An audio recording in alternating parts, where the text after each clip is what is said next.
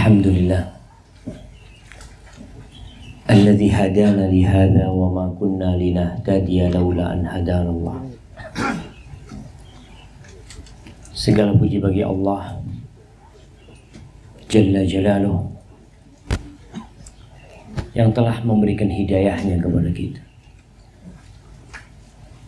Kita bisa meninggalkan tidur kita, meninggalkan rumah kita, meninggalkan kesantaian kita untuk datang ke tempat ini, menyimak, belajar, untuk menambah derajat kita di sisi Allah Azza wa Jalla. Itu adalah karunia Allah yang besar, yang terkadang sebagian orang itu tidak beranggapan itu nikmat.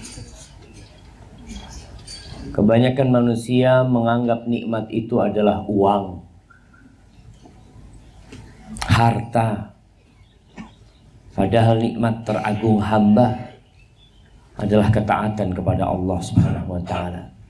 Ketika semua yang dikumpulkan manusia itu ditinggal, hanya amal yang akan dia bawa. Kalau bukan karena Allah, gak mungkin kita ada di tempat ini. Allahumma salli wa sallim ala sayyidina Muhammadin wa ala alihi wa ashabihi ajma'in.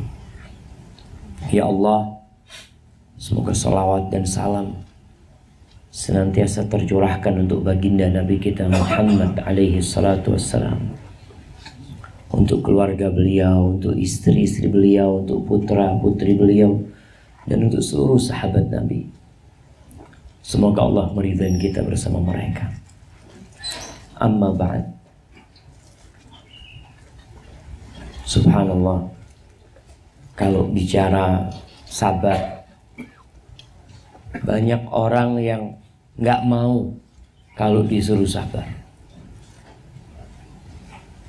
Kenapa? Karena dia beranggapan saya sudah sabar Ustaz, apa ada solusi lain selain sabar? Maka hari ini kita akan berbincang tentang bagaimana seorang muslim yang memiliki tugas untuk menyampaikan agama Allah ini bersabar. Kita tahu ketika Allah berbincang kerugian manusia, Allah mengatakan innal insana lafi khusr. Sesungguhnya manusia benar-benar dalam kerugian, kecuali yang memiliki 4 kriteria. Yang pertama, illal ladzina amanu, mereka yang beriman dengan hati mereka, keyakinan yang berdasarkan ilmu. Yang kedua, wa amilus shalihat, ilmu yang dimiliki bukan hanya untuk hiasan, tapi diamalkan dengan raga mereka. Yang ketiga, watawasau bil haq, orang itu tidak mendiamkan kemungkaran terjadi. Orang itu tidak membiarkan ilmunya hanya untuk pribadi, tapi dia berusaha untuk menyampaikan kepada setiap orang yang dia jumpai, apalagi keluarga dan teman-teman dekatnya. Watawasau bil haq. Dan ternyata itu pun gak cukup, perlu watawasau bis sabr, diperlukan saling nasihat menasehatin dalam kesabaran. Tadi dikatakan mau bangun markas, mau bangun masjid, mungkin duitnya sisanya berapa? Kurang 1,8. Masya Allah, lebih banyak kurangnya daripada. Ya kudu sabar, ya harus sabar kita.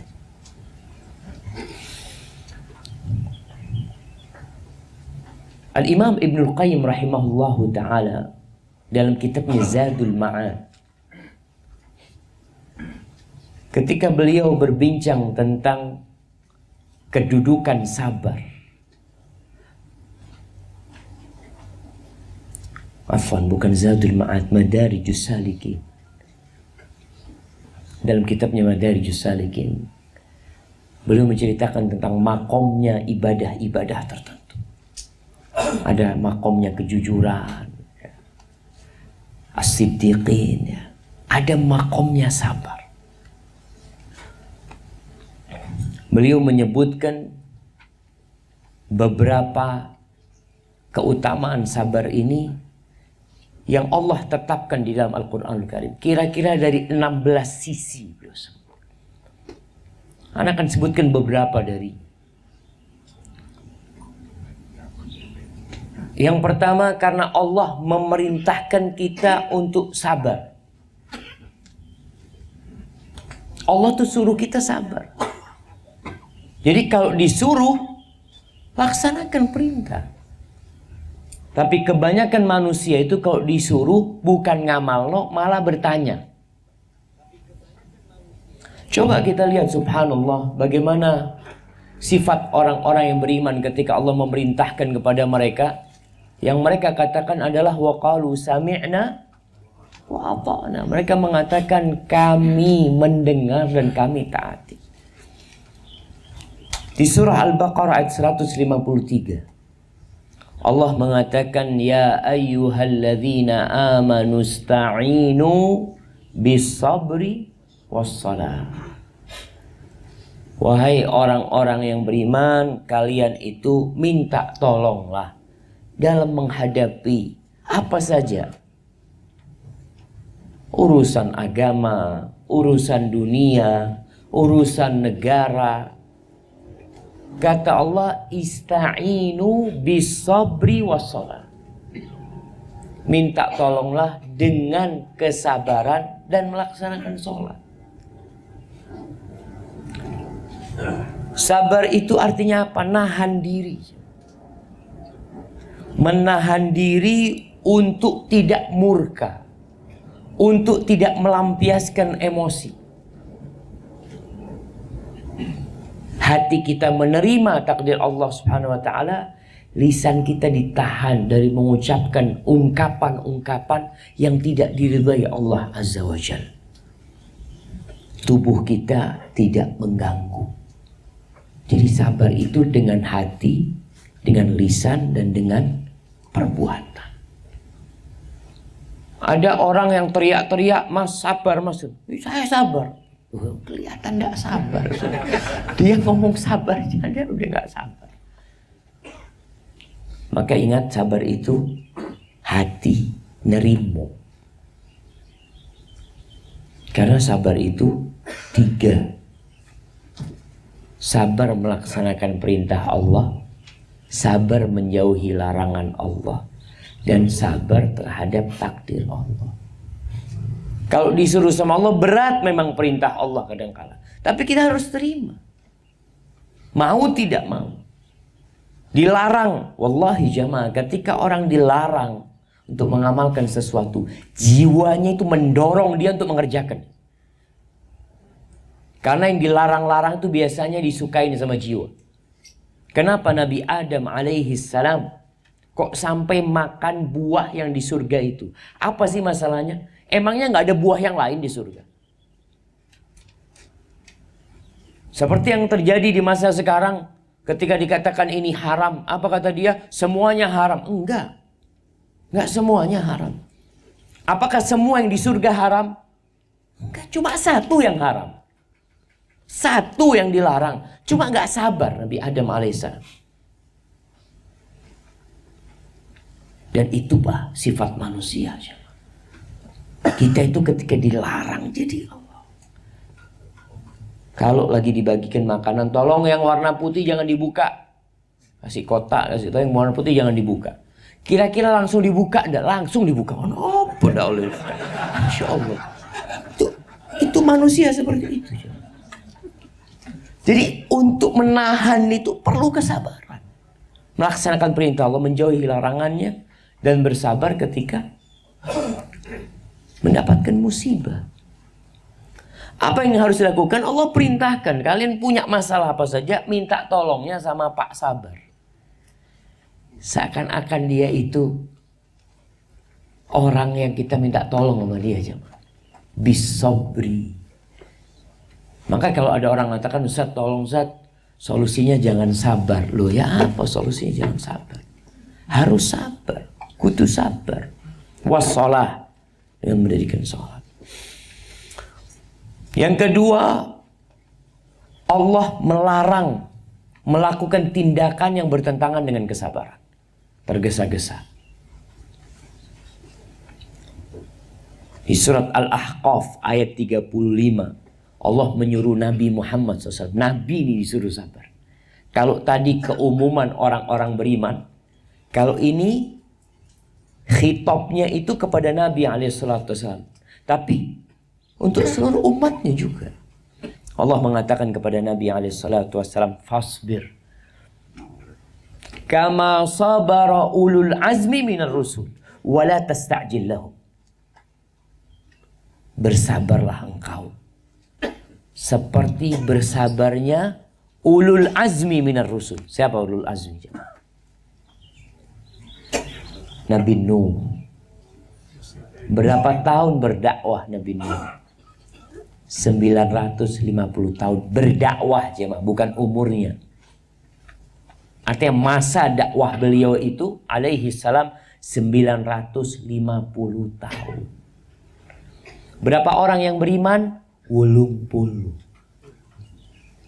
Hanya 80 orang.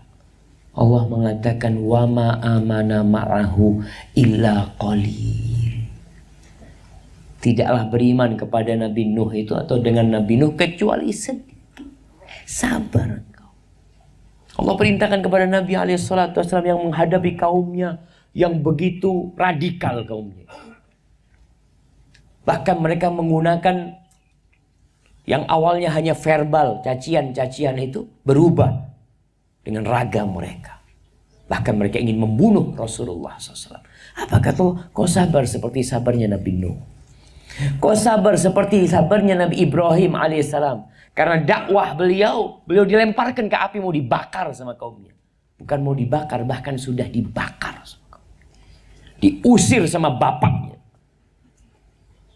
Sabar seperti sabarnya Nabi Musa alaihissalam. Berapa tahun Nabi Musa menghadapi Fir'aun. Yang dihadapin itu pembunuh berdarah dingin. Penguasa yang ditaati oleh tentaranya. Sehingga kita lihat cerita akhir Nabi Musa alaihissalam meninggalkan Mesir. Nggak bisa dihadapin. Fir'aun nggak bisa dihadapin. Kita sudah berdakwah. Memang kayaknya solusinya harus meninggalkan Mesir. Dan atas perintah Allah, Nabi Musa meninggalkan Mesir. Sabar seperti sabarnya Nabi Isa alaihissalam. Gimana Nabi Isa hidup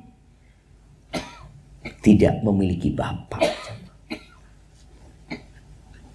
Celaan-celaan dari Yahudi, anak zina, anak apa? Diusir di sana, diusir. Sabar. Wala tasta'jil lahum, jangan terburu-buru. Ingin orang langsung masuk Islam semuanya, beriman semuanya, taat semuanya, enggak, sabar. Memang kudu sabar menghadapi manusia. Yang ketiga, Allah memuji orang-orang yang bersabar. Kata Allah di surat Al-Baqarah ayat 177, ketika Allah berbicara tentang albir, walakinnal birra man amana billah, sampai Allah sebutkan sifat atau kriteria orang-orang baik itu. Salah satunya kata Allah, wal mufuna bi ahdihim idza ahadu. Orang baik itu yang menepati janji mereka kalau mereka berjanji. Akad-akad mereka tepati. Amanah mereka tunaikan.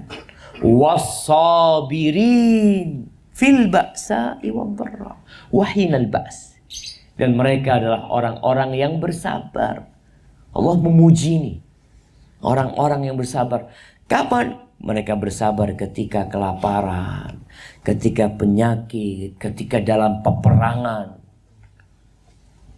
Kata Allah, ulaika alladzina sadaqu wa ulaika humul muttaqun.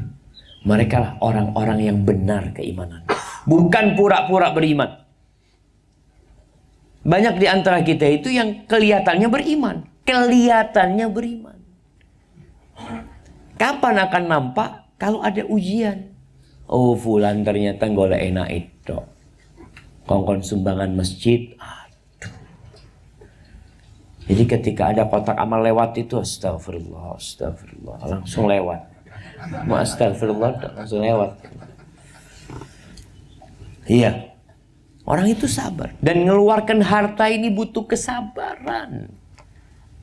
Sampai Thalha bin Ubaidillah, dia itu ditanya, kamu kok baik banget sih? Kok dermawan kamu? Gampang bantu sana, bantu sini, bantu sini. Apa katanya Thalha? Inna la najidu ma yajiduhul bukhala fi nufusim. Kita nih dalam jiwa kita sama. Merasakan apa yang dirasakan orang pelit dalam harta mereka. Sama. Karena kecintaan kita semua sama harta sama, jemaah. Apa kata Thalha? Walakinnana natasabbar. Tapi kita iki kudu sabar. Mau ya apa? Ya disabar-sabari. Dan pujian buat orang sabar dalam Al-Quran ini banyak sekali.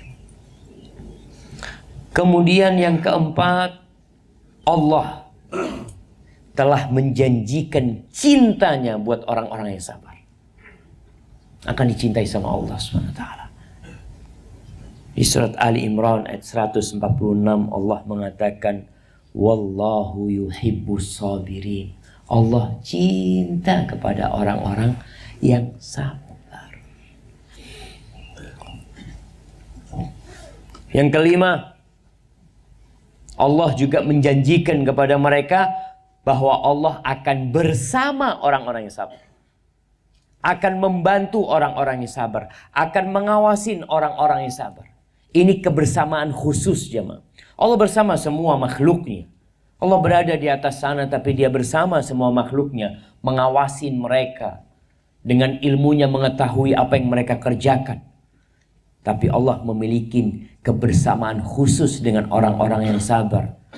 Di surah Al-Baqarah ayat 249 Allah mengatakan, Wallahu ma'as sabirin. Allah tuh bersama orang-orang bersabar. Kalau semua manusia di muka bumi ini membenci kita, kalau semua warga yang di sekitar kita memusuhin kita, asalkan Allah cipta sama antum dan antum bersama Allah, selesai urusannya. Apa yang antum perlukan dengan cinta makhluk? Apa yang kita butuhkan dengan kebersamaan makhluk, di mana mereka banyak berkhianat kepada kita? Makanya kebersamaan Allah, wallahu ma'as sabirin. Allah bersama orang-orang yang sabar, jemaah.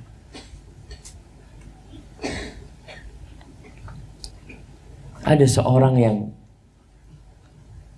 mengatakan, mungkin ketika dia berdoa, mengatakan kepada Allah, laitaka tahlu wal hayatu mariratun walaitaka tarda wal anamu hidabu. Ya Allah, kalau engkau manis sama aku ya Allah, dan hidup ini pahit, aku gak peduli ya Allah. Ya Allah, andai kata engkau ridha sama aku dan semua manusia itu memusuhiku, benci kepadaku, aku gak peduli sama mereka. Laital ladzi baini wa bainaka amiru wa baini wa bainal alamin kharabu. Ya Allah, andai kata hubunganku sama engkau itu makmur ya Allah, penuh dengan kebaikan, dan hubunganku dengan seluruh manusia itu rusak, aku gak peduli. Idza sahha minkal wud fal kullu hayyin wa kullu alladhi fawqa at-turabi turab. Ya Allah, kalau cintamu benar ya Allah, semuanya jadi ringan, mudah. Karena semua yang di muka bumi adalah tanah dan akan balik jadi tanah. Itu jemaah, ketika kita tahu dengan keutamaan sabar. Kemudian yang keenam, Allah memberikan informasi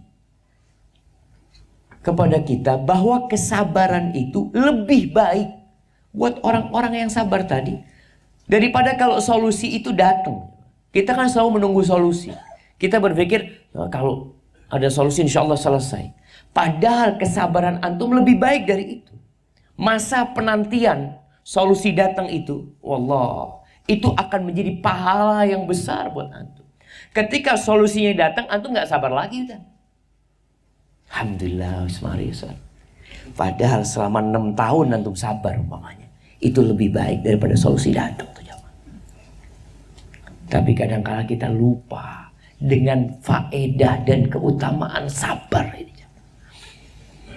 Allah mengatakan wa in aqabtum fa'aqibu bimithli ma uqibtum bih wa la in sabartum lahu khairus sabirin. Kalau kalian memberikan hukuman kepada orang-orang yang melakukan kezaliman kepada kalian, maka berilah hukuman yang setara sama mereka. Tapi kalau kalian sabar, itu lebih baik kesabaran kalian. Nahan diri itu lebih baik daripada tadi. Ada orang melakukan kesalahan, kita hukum, kita kan biasanya puas ya, Mak. Oh, wis Marius. Padahal kesabaran antum itu lebih baik ketika kita tidak membalas. Ahibati fillah, yang ketujuh, Allah mewajibkan balasan buat orang-orang yang sabar itu yang lebih baik daripada amalan mereka. Biasanya kan balasan 1 dibalas jadi 10, 10 jadi 700 kali lipat. Ini Allah akan memberikan yang terbaik buat mereka. Allah Subhanahu wa taala berfirman di surah An-Nahl ayat 96, kata Allah, "Walanajziyanna alladhina sabaru ajrahum bi ahsani ma kanu ya'malun." Kami benar-benar akan memberikan balasan buat orang-orang yang sabar, pahala buat mereka dengan yang lebih baik dari apa yang mereka kerjakan. Barakallahu fikum. Itu beberapa yang disebutkan oleh Ibnu Qayyim dalam kitabnya Madarijus Salikin. Kemudian jamaah, yang namanya ujian buat kita dalam kehidupan ini nggak akan pernah selesai. Makanya kalau bicara kudu sabar, sampai kapan Ustaz sabar? Ya sampai mati. Nggak ada berhentinya sabar itu. Dalam berdakwah Ustaz sabar terus, iya. Khususnya dalam berdakwah. Karena mau tidak mau orang yang menyampaikan kebenaran itu, dia menentang kondisi yang ada. Manusia itu ada 2. Orang baik itu ada 2. Ada soleh, ada muslih. Soleh itu orang baik. Ini ada orang baik plus orang soleh dan orang yang memperbaiki orang lain. Dia bukan hanya mau baik di dirinya, tapi dia ingin orang lain juga baik. Allah menceritakan bagaimana Luqman berwasiat kepada anak. Dia mengatakan kepada putranya di surat Luqman ayat 17, "Ya bunayya aqimis shalah." Wahai ananda, dirikan sholat. Iyalah, kita semua sholat, alhamdulillah. Apakah cukup sholat? Nggak cukup. Ada perintah lainnya. Sebagaimana di surat Al-Asr tadi. Apakah cukup amanu wa amilu sholihat? Enggak. Ada perintah lain, yaitu bagaimana mengajak orang lain. Maka Luqman berpesan kepada anaknya, aqimis sholah wa'mur bil ma'ruf wanha 'anil munkar wasbir 'ala ma asabak. Inna dzalika min azmil umur. Kata Luqman, nak, kamu dirikan sholat, nak. Kemudian perintahkan kepada kebaikan. Ini anak-anak kita jemaah yang mungkin kuliah. Jangan cuma dikasih wasiat, nak jaga sholatnya nak ya. Gak cukup. Yang penting kamu sholat, alhamdulillah bapak udah seneng. Gak cukup. Nak jaga sholatmu, ajak teman-temanmu sholat. Jadikan dia sebagai orang yang ingin merubah kondisi. Bukan mengikuti kondisi yang ada. Kebanyakan anak-anak yang di kos-kosan itu ikut lingkungannya. Lingkungannya nggak sholat, ya dia nggak sholat. Lingkungannya sholat, insya Allah dia sholat. Tapi perintah Luqman, nak kamu itu dirikan sholat dan ajak orang lain untuk sholat, untuk berbuat baik. Wa'mur bil ma'ruf. Lihat kemungkaran, jangan mengatakan, oh bukan urusanku. Urusanmu itu. Karena mukmin ketika melihat kemungkaran, itu berarti urusan dia. Jangan sampai mengatakan, udah nggak usah ngurusin orang lain. Nggak ada orang lain. Kamu saudaraku. Kalau kamu keluar dari Islam, ya orang lain. Tapi kamu masih saudaraku. Berarti saya punya tanggung jawab kepadamu. Ini perasaan ini harus ditumbuhkan, jemaah.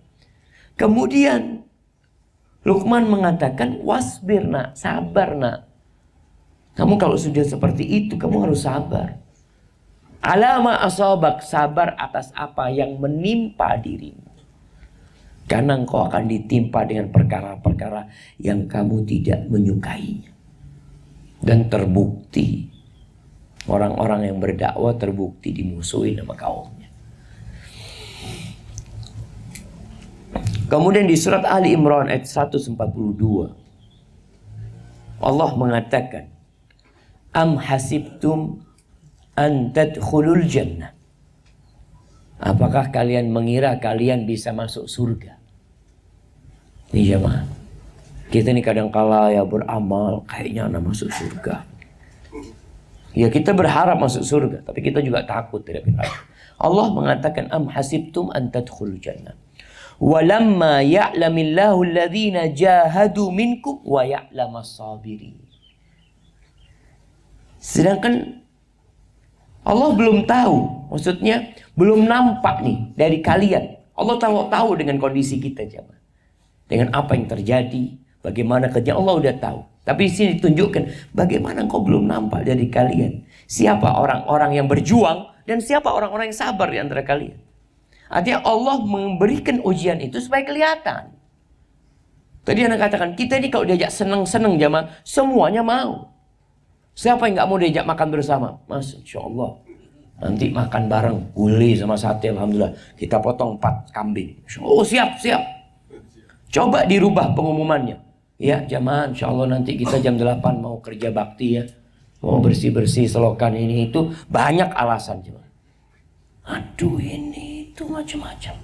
Akan nampak. Makanya ujian-ujian itu satu hal yang pasti Allah berikan. Agar nampak hakikat manusia, jati diri kita. Antum itu siapa sih sebenarnya? Antum lihat, ketika turun perintah untuk berpindah kiblat, sebagian ada yang murtad. Kok bisa? Karena mereka kiblat kok pindah-pindah, kemarin sana, sekarang ke sini. Ini agama apa ini? Sebagian murtad. Ketika turun perintah berjuang di jalan Allah, sebagian orang nggak ikut. Perang Uhud, bayangkan perang Uhud. Itu umat Islam hendak menghadapi 3.000 tentara. Pasukan umat Islam 1.000 orang. Di tengah jalan yang 300 mulai pulang. Tinggal 700 orang. Kelihatan. Mana yang sabar, mana yang mau berjuang, dan mana yang pura-pura beriman. Kemudian kalau kita bicara konsekuensi dari kesabaran ini, supaya kita bisa mengukur, kita ini udah sabar apa belum. Dengan tuntutan-tuntutan kesabaran itu, kita bisa mengukur diri kita. Para ulama menjelaskan hal itu.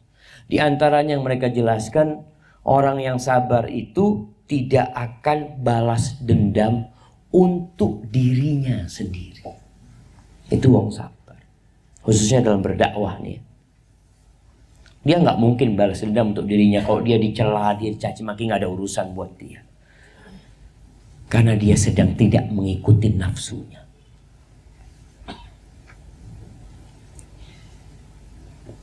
Para ulama menjelaskan tentang bagian-bagian manusia dalam bersabar ini.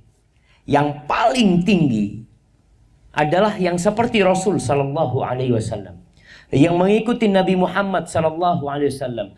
Bagaimana mereka itu bersabar diganggu oleh kaumnya dengan lisan, dengan tangan, Tapi ketika mereka harus berjuang di jalan Allah Subhanahu wa taala, mereka berjuang bukan untuk balas dendam untuk diri mereka sendiri, untuk Allah Azza wa Jalla. Ketika Nabi SAW perang Badar, perang Uhud, perang Khandaq, apakah tujuan mereka adalah nafsu mereka? Bukan. Karena Allah perintahkan. Dan ini untuk melaksanakan apa yang ditugaskan kepada seorang muslim. Itu yang tertinggi jemaah. Ketika kita bisa melakukan itu, banyak di antara kita yang bercampur haknya Allah dengan hak dirinya. Seakan-akan dia membela agama Allah, padahal sedang membela dirinya. Sedang membela kelompoknya. Sedang membela partainya. Maka hati-hati. Yang tertinggi ketika dia tidak balas dendam untuk dirinya sendiri. Orang mau ngomong apa tentang ana terserahlah. Yang penting jangan sampai mencela agama Allah ini. Dan kita harus marah. Rasulullah sallallahu alaihi wasallam kata Aisyah radhiyallahu taala anha, "Wa man taqama Rasulullah sallallahu alaihi wasallam li nafsihi fi syai'in qat." Enggak pernah Nabi alaihi salatu wasallam itu mau balas dendam dalam urusan dirinya. Beliau dikatakan pendusta, dikatakan penyihir, dikatakan dukun, dikatakan orang gila, wong edan. Macam-macam ucapan itu disematkan kepada Rasulullah sallallahu alaihi wasallam. Kata Aisyah, enggak pernah beliau balas dendam untuk dirinya sendiri. Illa an tuntahak hurmatullah fayantaqimu biha lillah. Kecuali kalau sudah urusan agama Allah yang dicela, maka tatkala itu beliau bangkit untuk membela agama Allah. Untuk membela Allah, bukan dirinya sendiri. Maka coba kita lihat. Muslim itu marah, iya juga marah. Tapi bukan untuk memuaskan nafsunya. Ada orang yang marah untuk melampiaskan emosi dia. Enggak cuma. Muslim itu melampiaskan amarahnya karena untuk Allah Subhanahu wa taala. Kemudian jamaah, Rasulullah sallallahu alaihi wasallam dalam hadis riwayat Bukhari menceritakan bagaimana aplikasi dari kesabaran beliau dicela, dimaki oleh orang-orang itu tanpa beliau balas dendam. Beliau pernah mengatakan, "Ala ta'jabun kaifa yasrifullahu anni syatma Quraisy wa la'nahum." Kalian apa enggak takjub? Kalian apa enggak heran? Bagaimana Allah Azza wa Jal memalingkan celaan-celaan, kutukan-kutukan, makian-makian orang Quraisy kepadaku, Allah palingkan dari aku. Gimana coba? Orang-orang Quraisy itu yashtimuna mudhammaman. Yang mereka cela itu orang yang hina. Wa yal'anuna mudhammaman. Yang mereka cela itu orang yang hina. Penyihir, dukun, itu orang yang hina semua. Wa ana Muhammadun. Kata Nabi SAW, sedangkan aku itu namanya Muhammad. Apa artinya Muhammad? Yang terpuji. Jadi mereka mencela orang yang tercela. Sedangkan Nabi kita Muhammad SAW artinya apa? Muhammad. Jadi ada mudhammam, ada Muhammad. Yang mereka cela itu mudhammam. Sedangkan aku Muhammad. Itu kata Nabi SAW. Jamaah, ada perbedaan yang tipis sekali dalam urusan menegakkan agama Allah ini. Ketika kita dicela dan celaan itu mengandung unsur penghinaan kepada agama, kita ikut dicela. Tapi celaan itu kepada salah satu sunnah Nabi Muhammad SAW. Umpamanya antum jalan lewat, langsung orang kata, ya hosos, kambingnya mau lewat. Kambingnya mau lewat. Karena jenggotan dibilang, kambingnya mau lewat. Sekarang pertanyaannya, antum ketika membela diri, itu karena sunnah Nabi Muhammad SAW atau karena antum yang dicela?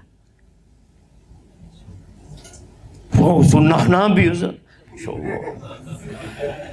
Mungkin lisannya kayak gitu, padahal hatinya sakit hati dibilang kambing. Abdullah bin Mas'ud. Nih, supaya kita lihat. Jangan sampai kita merasa sudah baik padahal kita tercela. Abdullah bin Mas'ud radhiyallahu anhu menceritakan satu peristiwa yang dia lihat di Mekah.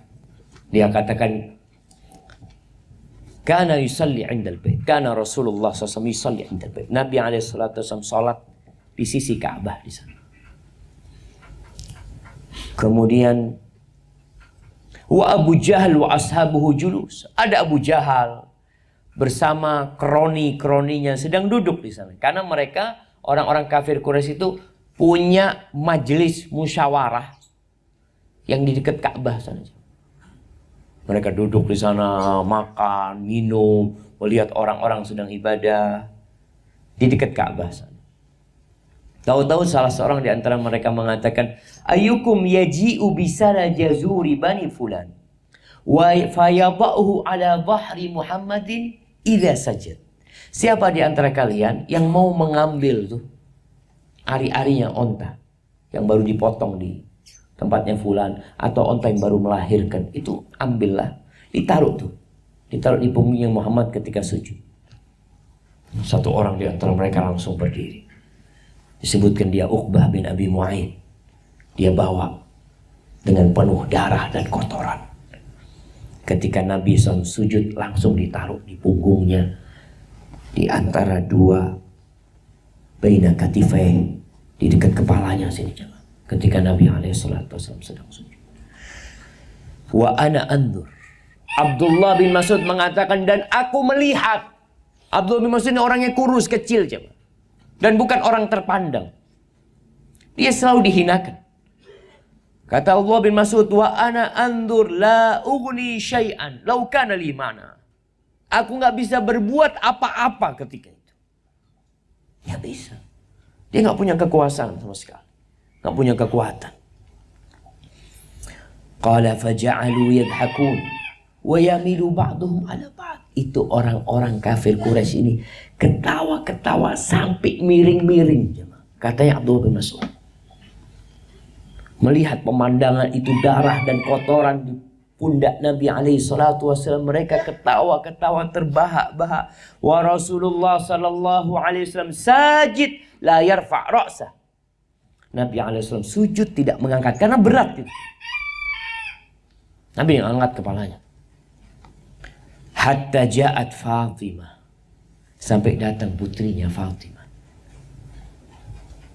Datang Fatimah mendorong itu yang namanya ari-ari onta itu. Lalu Rasulullah SAW mengangkat kepalanya. Kemudian beliau berdoa. Allahumma alaika bi Abi Jahal. Wa alaika bi Utbah bin Rabi'ah. Wa Syaibah bin Rabi'ah. Wal Walid bin Rabi'ah. Wa Umayyah bin Khalaf. Wa Uqbah bin Abi Mu'aid. Kemudian disebut yang keenam, perawi hadisnya nggak ingat yang ketujuh itu siapa. Setelah 6 dia sebutkan yang ketujuh, nggak tahu siapa yang ketujuh. Nabi sebutkan, ya Allah, tuh engkau selesaikan urusannya Abu Jahal. Kau berikan hukuman kepada Utbah bin Rabi'ah, Syaibah bin Rabi'ah, Al-Walid bin Rabi'ah.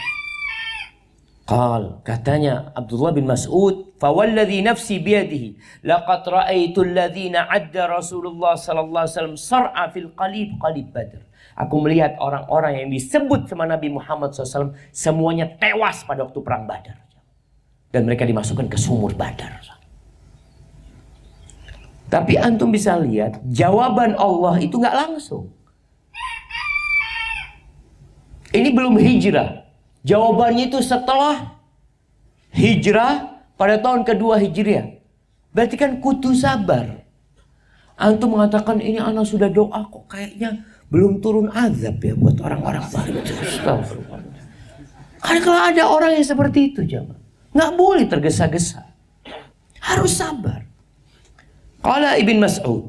Ibn Mas'ud mengatakan, Nabi sekarang ketika berdoa itu karena agama Allah atau karena dirinya yang disakiti. Tipis jemaah.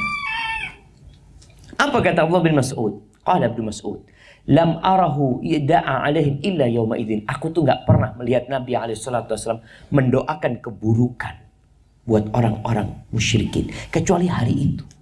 Hari itu saja. Wa inna mastahaqqud du'a hina idzin lamma aqdamu alaihi minal istighfaf bihi hal ibadati rabbih.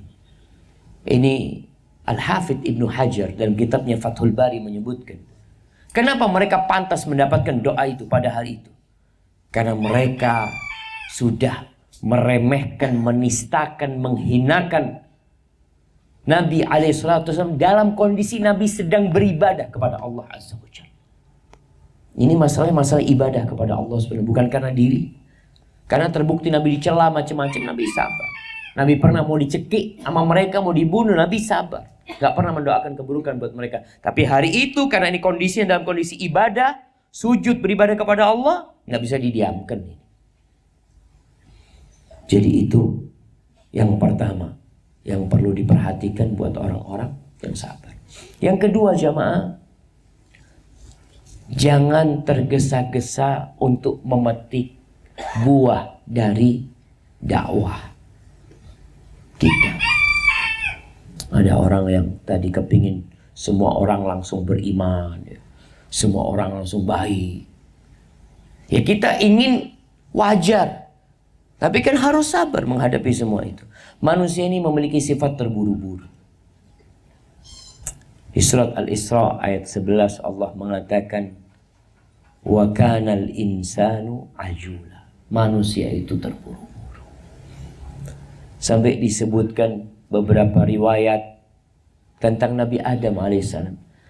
Ketika Nabi Adam ditiupkan ruh kepada dirinya, ruh itu mengalir di kepala, badan dan tangannya. Nabi Adam itu mau berdiri, padahal ruhnya belum sampai ke kakinya.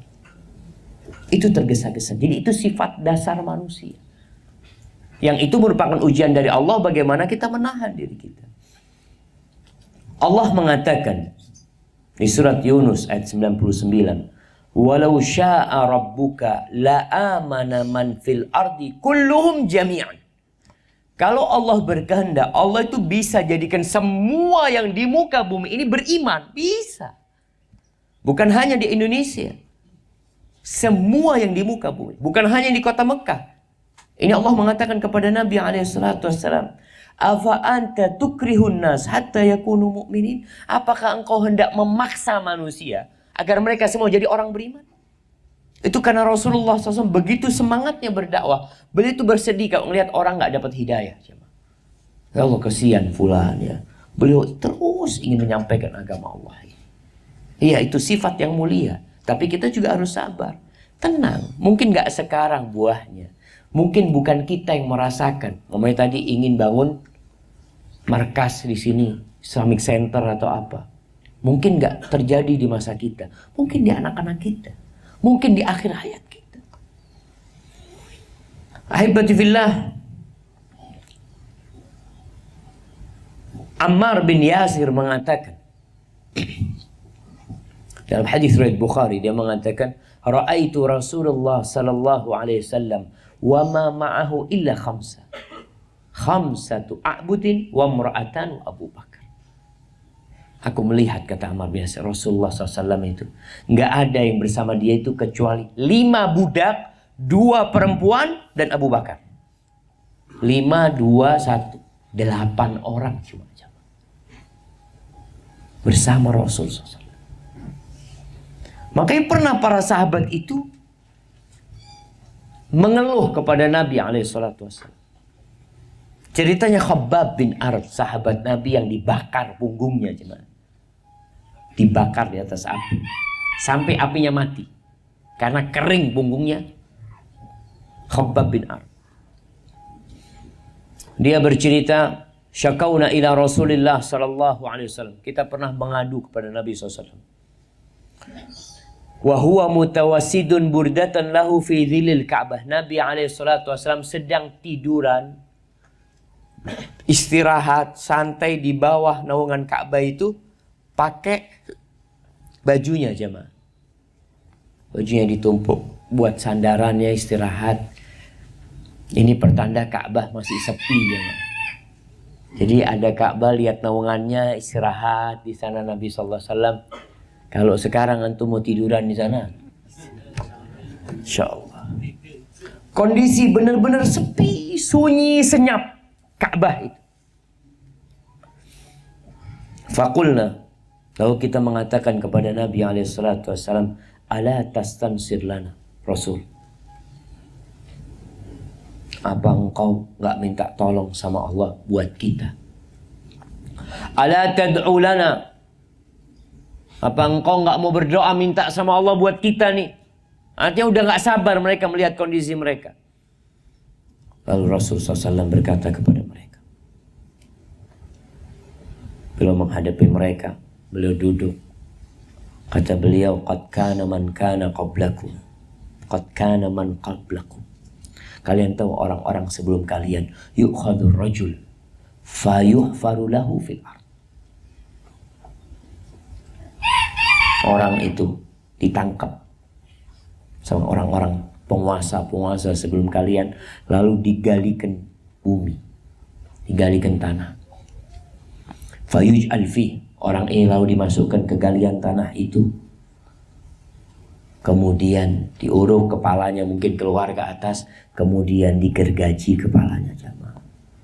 Dalam kondisi hidup sampai terbelah jadi dua. Wa yumshatu bi amsyatil hadid. Sebagian di antara mereka itu disisir dengan sisir dari besi. Antum kalau dengar cerita bagaimana orang-orang Nasoro dulu, na'udzubillah min dzalik. Umatnya Nabi Isa, umatnya Nabi Musa alaihissalam, disisir dengan sisir dari besi sampai tulangnya terkelupas dari, sampai dagingnya terkelupas dari tulangnya. Apa kata Nabi SAW? Fama yasudduhu dzalika an dini. Dan itu tidak membuat mereka keluar dari agama mereka. Enggak. Mereka tetap mengamalkan agama mereka. Wallahi la yutimmanna hadzal amr. Demi Allah, Allah akan menyempurnakan agama ini. Hatta yasira rakib min San'a ila Hadramut. Sampai nanti ada orang yang berangkat dari San'a ke Hadramut, menempuh perjalanan yang jauh jamaah. La yakhafu illallah wa dzi'ba ala ghanami. Mereka tidak takut kecuali kepada Allah Azza wa Jalla, dan yang mereka khawatirkan mungkin dzi'ib, serigala yang mungkin bisa memakan kambing-kambing mereka. Lalu apa kata Nabi SAW? Walakinnakum tasta'jilun. Tapi kalian adalah orang-orang yang terburu-buru. Baik jamaah rahimakumullah, jadi konsekuensi orang sabar itu jangan terburu-buru. Yang ketiga, mungkin ini yang terakhir jamaah, lanjutkan dakwah ini, lanjutkan perjuangan ini, jangan berhenti.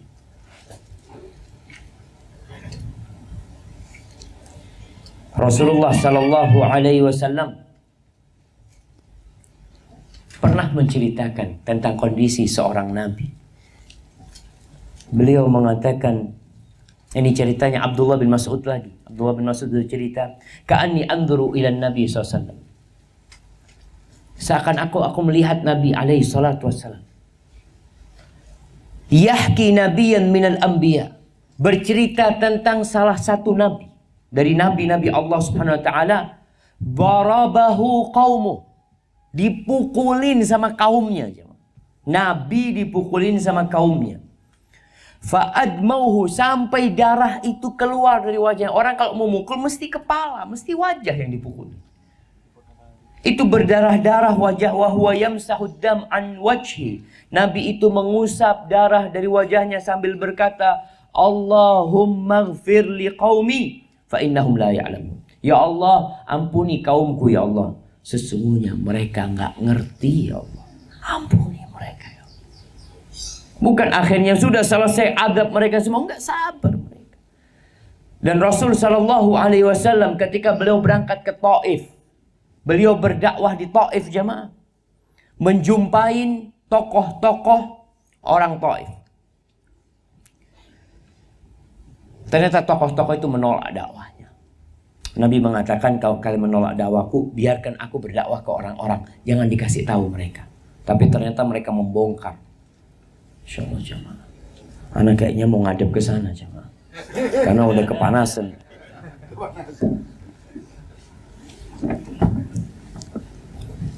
Tambah panas jamaah. Masya Allah. Baik. Kayaknya memang suruh berhenti. Rasulullah SAW bayangkan, beliau dakwah kepada tokoh ditolak, dakwah kepada rakyat biasa, ternyata rakyat biasa sudah diprovokasi sama tokoh-tokoh masyarakat ini, sehingga mereka malah berdiri dua saf, melempari Nabi SAW dengan batu, sampai berdarah-darah kaki Nabi SAW. Kok bukan kepalanya yang berdarah-darah? Itu yang namanya Zaid bin Haritha melindungi Nabi SAW. Selesai, beliau meninggalkan Taif. Di tengah jalan menuju ke Mekah, datang malaikat Jibril. Dipanggil sama malaikat Jibril. Innallaha qad sami'a qawla qaumika laka. Muhammad, Allah sudah mendengar sallallahu alaihi wasallam ucapan kaummu kepadamu. Wa ma raddu alaik, bagaimana sikap dan jawaban mereka. Qad ba'atsallahu ilaika malakal jibal lita'murahu bima syi'ta fihi. Allah sudah mengutus malaikat pengurus gunung-gunungin. Ada malaikat yang tugasnya ngurusin gunung. Engkau suruh dia apa perintahmu, dia akan kerjakan dalam urusan sama orang-orang kafir. Fanadani malakul jibal. Kata Nabi SAW, aku dipanggil sama malaikat penjaga gunung itu. Fasallama alayya. Dia mengucapkan salam kepadaku. Lalu berkata, ya Muhammad. Faqala dhalika fima syi'ta an utbiqa alaihimul akhsyabain. Muhammad, kalau engkau berkehendak, tuh dua gunung, aku akan cabut dan aku akan timpakan kepada penduduk Mekah atau kepada penduduk Taif. Dua gunung itu disebutkan gunung yang ada di Mekah. Jabal Abi Qubais dan Jabal Qu'aiqan. Kalau kau mau berkehendak, mau, aku cabut, aku timpakan kepada mereka. Selesai sudah. Faqala Nabi SAW, dakwah ini harus dilanjutkan. Nggak boleh kita tergesa-gesa. Beliau mengatakan, bal arju an yukhrijallah min aslabihim man ya'budullah wahdahu la yusyrik bihi syai'an. Aku malahan berharap Allah akan keluarkan dari sulbi-sulbi mereka orang-orang yang mentauhidkan Allah dan tidak melakukan kesyirikan sedikit. Kita biasanya kalau sakit hati sama orang itu sakit hati sama rumahnya, sama anak keturunannya, ribut, putus hubungan sama mereka. Ini Rasul SAW. Orang-orang tua mereka memang mendakwain orang tua susah. Yang beriman itu rata-rata anak muda. Antum lihat, pengikut Nabi rata-rata anak muda. Yang tua bisa dihitung. Kapan yang tua masuk Islam? Kebanyakan yang tua masuk Islam ketika Islam sudah jaya. Bapaknya Abu Bakar kapan masuk Islam? Ketika penaklukan kota Mekah. Abu Bakarnya udah masuk Islam duluan. Sebagian bapaknya para sahabat sama. Abdullah bin Amr bin As masuk Islam dulu daripada bapaknya. Dia udah masuk Islam, bapaknya belum. Rata-rata seperti itu. Maka memang kalau mungkin yang tua tidak bisa diharapkan, kita harapkan anak-anaknya yang muda-muda. Kecil. Ini yang tua, ini yang lalu. Masya Allah. Baik jamaah, ana sebenarnya ingin melanjutkan tapi karena sudah panas, mungkin itu yang bisa ana sampaikan. Semoga bermanfaat buat kita. Apabila yang saya sampaikan benar itu dari Allah Azza wa Jal, kalau ada yang salah dan kurang berkenan dari diri anak pribadi, Allah dan Rasulnya terbebaskan dari kesalahan itu. Sallallahu ala nabiyina Muhammad wa ala alihi wa sahbihi wasallam. Assalamualaikum warahmatullahi wabarakatuh.